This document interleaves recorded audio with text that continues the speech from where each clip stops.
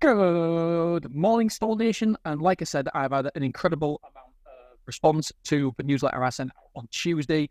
This is Wednesday. It's a follow-on, and we're talking the biggest con to open an outdoor site. Because what I don't want to do is I don't want to be responsible for everybody running out there, finding a bit of land, buying containers, and opening a self-storage facility without knowing everything. Because it's not all roses, sunshine, and I feel that it's my responsibility to point out the negative side of it, because there is a negative side, and that there will be people getting banned on this if you don't combat it in some way. And I think there is different ways that we protect our self-storage site. So I'm going to tell you, and do you know what? Somebody wrote on my YouTube site the other day, I was talking about what Clough Road and how many competitors he are, and he goes, well, where's this effect? Obviously, they probably listen to your content. Why wouldn't you have competitors? I'm like, oh yeah.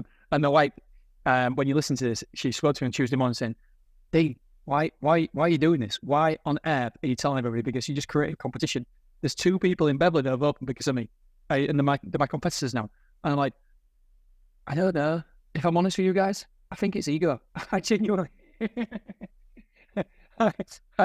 think it's ego. It's just says to me, well, what are you getting out of it? I'm like, I don't know. I feel good when people say, thanks for all your content. I don't know. And so I genuinely think that I want you to think I'm a good operator. And so I do think that this is me being like completely honest with you guys, obviously, like I know, man. But yeah, there must be a semblance of ego in here. That's why I'm doing it.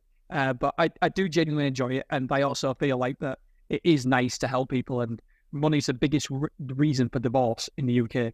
And so if I can help someone become financially sound, then it's going to help everybody, because then the kids are going to be better because they're not going to be divorced. And I don't mean everyone who's divorced, the kids are like, oh, Jesus Christ, with that room. And I don't know, it's just happier families, isn't it? And so if I can do that, then help people, and then you live a happier life. And yeah, because it's just, it's nice to be nice as well. I genuinely think that. And there is part of me that's doing it for my kids as well, because I want them to see that when we first started this, we had one site, and I was like, oh my God, cash flow problems. And by the way, I'm still like, oh my God, cash flow problems. We've currently got, because you look in your bank, you think, oh, we're all right. We've currently got over 6 figures in the bank.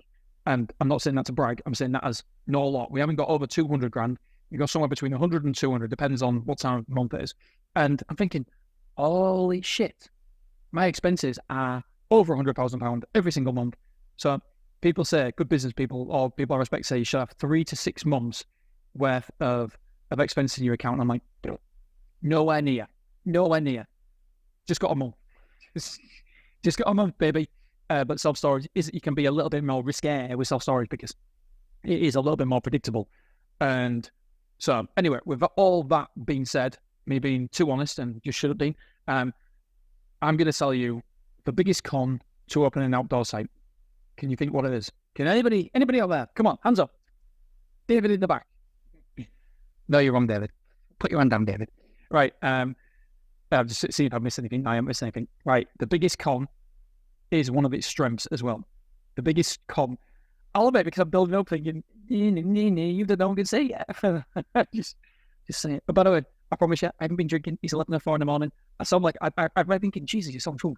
Right. The biggest barrier, the biggest con with outdoor sites is without doubt the low barrier to entry. The cost to start a container site is low. Just about anybody can get the funds together and open a container site. Now, put here, in the last year, we have seen 3 competitors open up around us. And I thought, and one of them was a friend of mine. A great friend. Friend. So I put here, there's 2 main reasons. Oh yeah, I put 2 main reasons. Yep, that brilliant.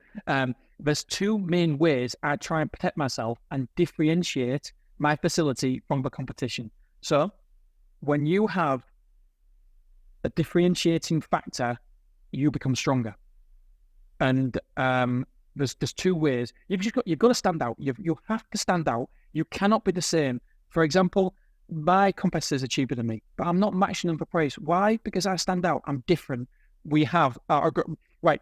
One of them is make sure you look superior in some way. So number 1, you have to look superior.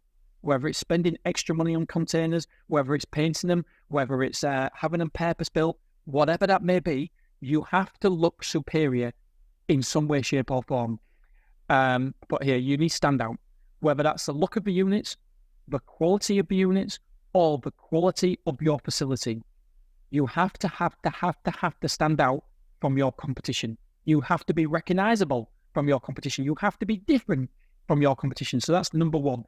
I put here, you can't just look, act, and be like everybody else. If you do, it's a race to the bottom. You are playing that price game, and you do not want to play that price game. So number one, you have to stand out. You have to be superior in some way, shape, or form. And number two, I get a lot of grief for this because people don't believe it. And yes, maybe it's not a massive factor now. I still think it's massive. I disagree. I think it's a massive factor. Look at Mansfield. It's in a great location, and it's absolutely smashing results. Brilliant. So number two is location, location, and location. I want to be in the best location, but not just now. I want to be in the best location forever. I never, ever want to be outpositioned by my competitors, if that's possible. Don't get me wrong, sometimes it's not possible. Willoughby, can we be outpositioned? Nope. Clough Road, can we be outpositioned? Nope. Mansfield, can we be outpositioned? Nope. Wrexham, can we outpositioned? On the industrial estate, no. Is it on the main road into Wrexham? No. So it's probably a B.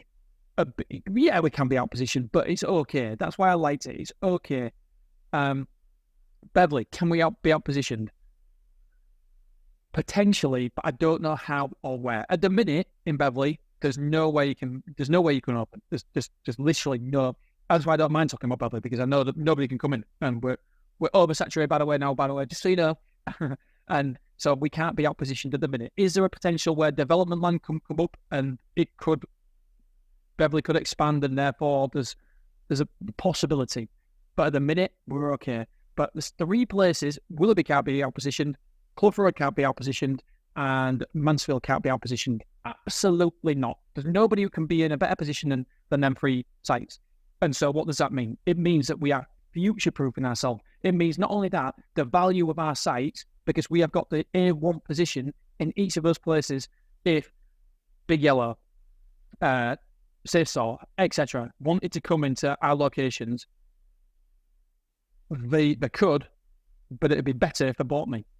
And so I am holding the cards, and we're not for sale yet, but we will be for sale for one day. One day, I'm probably going to be for sale. I keep flicking between, am I for sale in 10 years, or do I want to give it to my kids? Probably want to sell it. My ego wants to sell it, so I have a big exit. I get the kids, they can fend for themselves. No, but also, serious note, I don't want to give the kids too much as well. So back to location. I want to be in the best position. I never want to be out positioned.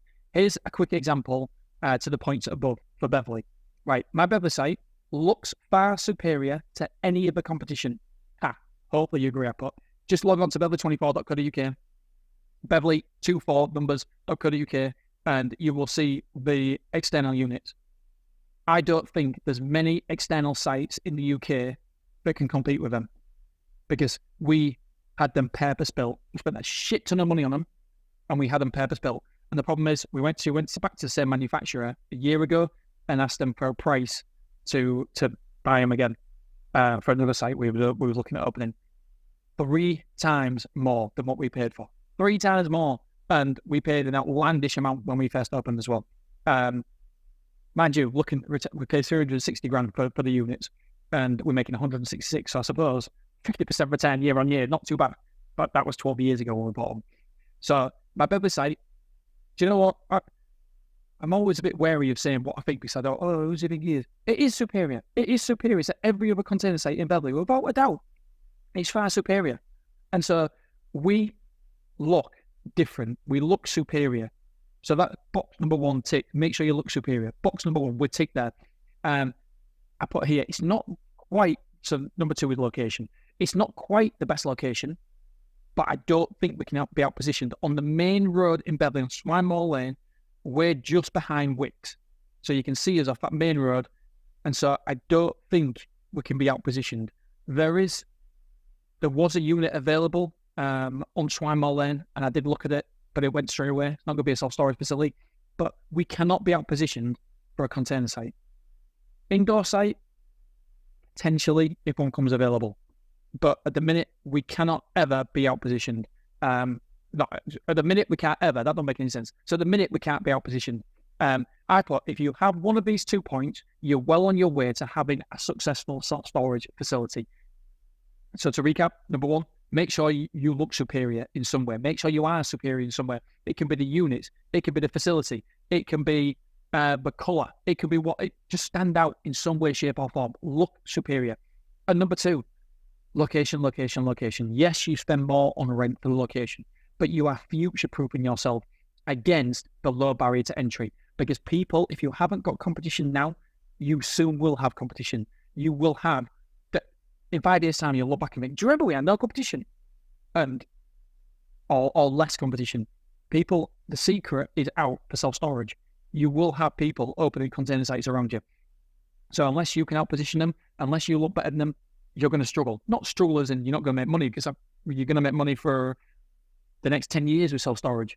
But the longevity won't be there, and it won't be as easy. If you look better than them and you're in a better position, that is when you don't need to worry about your competition, because you always need to have an eye on it. But you can focus on your customers instead of focusing on your competition.